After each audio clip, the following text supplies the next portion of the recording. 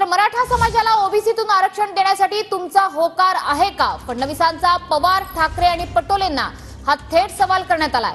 मराठा ओबीसींना झुंजवत ठेवलं जातंय असा आरोपही देवेंद्र फडणवीसांनी केलाय। त्रास महाराष्ट्र प्रदेश भाजपचं पुण्यामध्ये अधिवेशन सुरू आहे आणि या अधिवेशनामध्ये देवेंद्र फडणवीसांनी हा थेट सवाल केलाय।